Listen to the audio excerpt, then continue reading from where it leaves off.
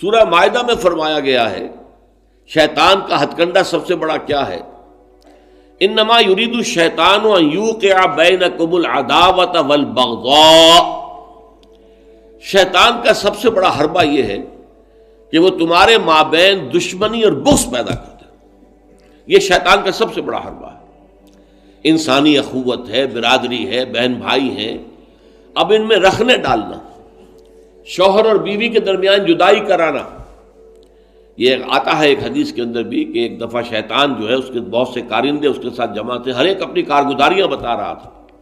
میں یہ کر کے آیا ہوں، میں یہ کر کے آیا ہوں۔ تو ایک نے کہا میں شوہر اور بیوی کے درمیان ناچاقی پیدا کر کے آ گیا ہوں۔ تو شیطان نے اسے شاباش دی کہ تم نے سب سے اچھا کام کیا۔ اس کی وجہ یہ کہ اس سے پورا خاندانی نظام مختل ہو جائے گا، اور جہاں خاندانی نظام جو ہے وہ خراب ہو جائے تو پھر اس معاشرے کے تباہ اور برباد ہونے میں زیادہ دیر نہیں لگتی۔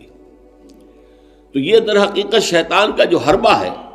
ان یوقع بینکم العداوۃ والبغضاء، تمہارے مابین دشمنی اور بغض پیدا کرنا، تو یہ تبذیر اس کا سب سے بڑا ذریعہ ہے۔ اب دیکھیے کہ ایک بہت سرمایہ دار بڑا شخص ہے اور اس کی بیٹی کی شادی ہو رہی ہے، تو جو کچھ ہو رہا ہے اس کو دیکھنے والے ہو سکتا ہے اس کا کوئی باورچی ہو غریب، کوئی شوفر ہو، ڈرائیور ہو اس کی کار کا، کوئی چوکیدار ہو اس کی کوٹھی کا،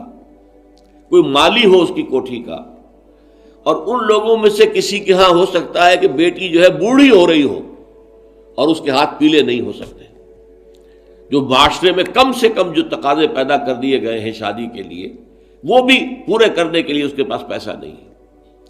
اب یہ سارا جو وہ دیکھے گا ریل پیل دولت کی، اور جو یہاں پر دولت لٹائی جا رہی ہے، تو اس کا نتیجہ کیا ہوگا؟ اس کے دل میں شدید احساس محرومی پیدا ہوگا، ہیوز اور ہیو ناٹس کا ایک شعور اور احساس اور ادراک پیدا ہو جائے گا۔ یہ مترفین ہیں، ہم محرومین ہیں، اور معاشرے کے اندر جب یہ احساس پیدا ہو جائے تو پھر اس معاشرے کا عطیہ پانچا ہو جاتا ہے۔ اس لیے شیطان کا جو عمل ہے کہ لوگوں میں بغض اور عداوت پیدا کر دیا جائے، تو تبذیر کے نتیجے میں بھی وہی شے حاصل ہوتی ہے۔ ان المبذرین کانوا اخوان الشیاطین وکان الشیطان لربہ کفورا۔ ہمیں تو یہاں تک حضور نے حکم دیا ہے کہ تم اگر اپنے بچوں کے لیے پھل لے کر آؤ تو یا تو پڑوس کے بھی بچوں کے لیے وہ پھل بھیجو ان کے گھر کے اندر،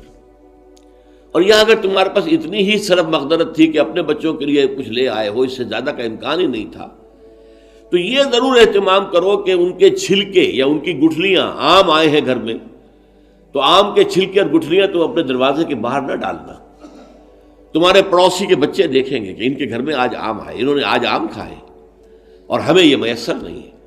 تو وہ احساس محرومی کا داغ ان کے اندر جو پیدا ہوگا وہ دلوں کو پھاڑ دینے والا ہے۔ یہ اور ہیں، ہم اور ہیں، من دیگرم تو دیگری، تم اور ہو ہم اور ہیں، ہم کوئی ایک امت کے لوگ نہیں ہیں، چاہے کتنے ہی واعظ آپ پلا دیں مسجد کے اندر کھڑے ہو کر انما المؤمنون اخوۃ، لیکن جب یہ شکل ان کے مشاہدے میں آتی ہے تو وہ کبھی ماننے کو تیار نہیں ہوتے کہ یہ گھر والا جو ہے یہ بھی میرا بھائی ہے۔